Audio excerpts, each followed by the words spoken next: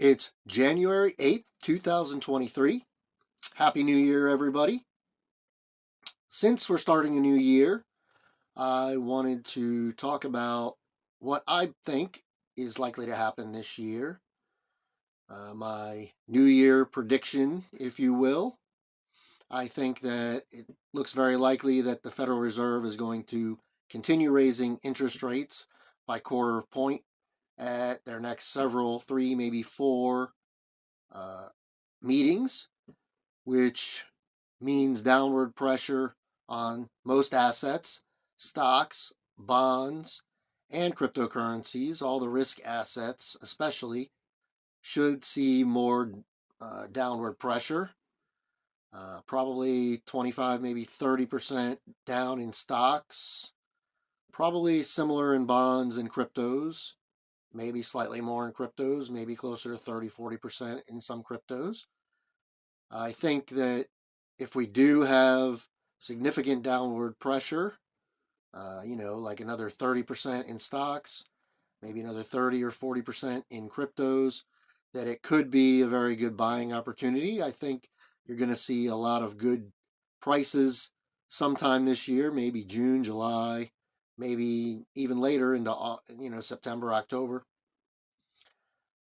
The global economy doesn't look great. All the economies look like they're going into contraction, including here in the United States. And if that plays out that way, then, we have a lot of downward pressure, especially in stocks, because earnings are going to come down quite a bit. And Wall Street's not prepared for that. They're still showing positive numbers in earnings, a lot of growth, 6, 7, 8% growth, which if it turns negative, that's going to put added pressure on stocks. So I don't think it's going to be a great year. I personally, what I'm doing is I like gold and silver. I think it's going to be a good year for gold and silver, especially if inflation keeps going up. I don't think inflation is likely to come down a huge amount. Maybe it comes down slowly for a while. We could have some spikes. The government's not slowing down spending at all, so they're adding more fire, more fuel, if you will, to the inflation fire. The Federal Reserve is trying to tame inflation by raising rates. We'll see how well that works. Eventually, they're going to stop raising rates and they'll just wait and see how it all goes and if the economy goes into free fall or what happens. It should be interesting. At least the next 6 months should be very interesting. We'll see how it all shakes out. But I think you should be preparing for, a bad 6 months to 12 months. Make sure you have, cash at home just in case things get really bad and you can't get money out of an ATM. You want to make sure that, you have some gold and silver. That's also money. So it wouldn't hurt to have some of that set aside for just in case if inflation continues to rise, that, your cash money is being depleted at right now 7, 8% at minimum. That's what they tell you. So it's at least that much. It's probably, more than almost double that. But, gold and silver should do very well with high inflation that, could be coming, especially with all the government spending that hasn't been slowing. So I've been buying gold and silver, and I've been waiting to see what happens, keeping a lot of cash around and waiting for some good bargains that are very likely to show up this year. So just keep all that in mind. We'll see what happens and how bad things get. I'm also preparing in other ways. I may have mentioned in another video that I've been buying canned goods and keeping extra canned goods around in my backs of my cabinets. They're all stocked up with canned goods just in case, prices continue to rise and things start to get scarcer on the shelves.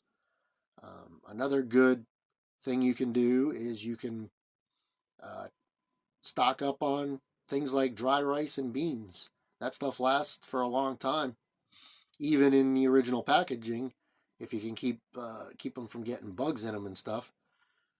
Personally, I've been stocking up with rice and beans, putting it in Mylar bags and putting oxygen absorbers in. If you do that, it can last up to 30 years.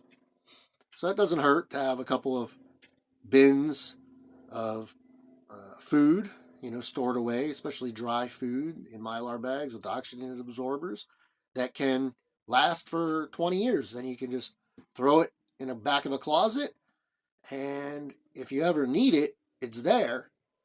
Hopefully you won't ever need it. Hopefully things, will go down and come back, and things won't get too terribly bad, but who knows? It's always good to be prepared. It's always smart to have a stockpile of food and have some silver to be able to barter with if things do get really bad. I think you should be adding to your cash pile if you can.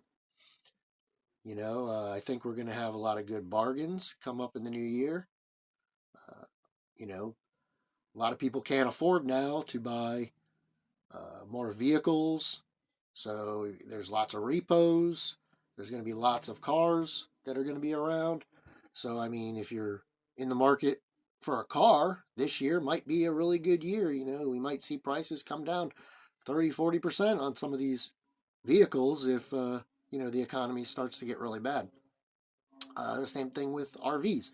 RV market has been way oversupplied the last few years with COVID. Everybody buying RVs like crazy, getting all the stimulus money, thinking they had all this extra money. Now these people are probably having a lot of trouble making their payments. So you could see a lot of RVs tanking in price this year, maybe. And you might see some really good deals on things like that if you're looking to buy something like that. Especially with interest rates on the rise, it costs a lot more to finance these purchases. I saw an article that said that the average interest rate now on a car was back to 10% or so. So, if with the car prices being so high, an average of like 42,000 for a new car, at a 10% interest, if you're paying anywhere near 10% interest, that's a pretty hefty payment. So, there's likely to be a lot of repos coming up. If it's already not, is probably already happening. I haven't gone to a dealer lot or a used car lot lately, but I'm sure that the cars are starting to pile up because people aren't buying and a lot of cars are being repoed.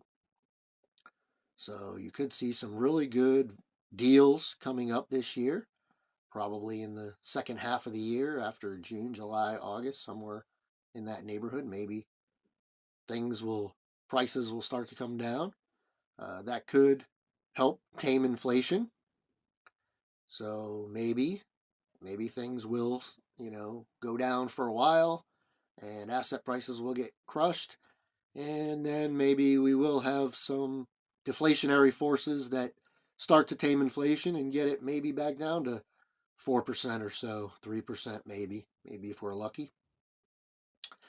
And hopefully the economy won't get too bad and people won't get too wiped out. A lot of people got wiped out in 2008 when we had that financial crisis. I think we're heading to another similar style event, another contraction in the economy, and possibly another financial crisis coming up, especially with how fast interest rates have been risen and how the housing market has been getting beat up pretty good. We still haven't seen any real significant price drops, at least not in my market in Florida yet.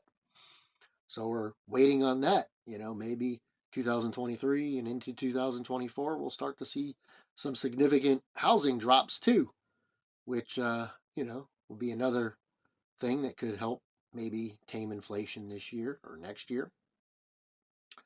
We'll just have to wait and see how it all plays out. But I think it makes sense to be prepared, to have some spare food set up, have some gold, have some silver, have some cash, and try to add to your cash stockpile so that you can take advantage of some of the deals that could be coming in this year. I think probably more toward the late part of the year, after June. Maybe most of the damage can be done in the first 6, 7, 8 months. And then we can start to see, some improvement maybe. But in the depths of despair will be the time to start maybe thinking about picking up some good priced assets, or things that, you've been waiting for the price to come down on. But we'll just have to wait and see. I hope everybody had happy holidays and a good Christmas. And I'll talk to you again soon.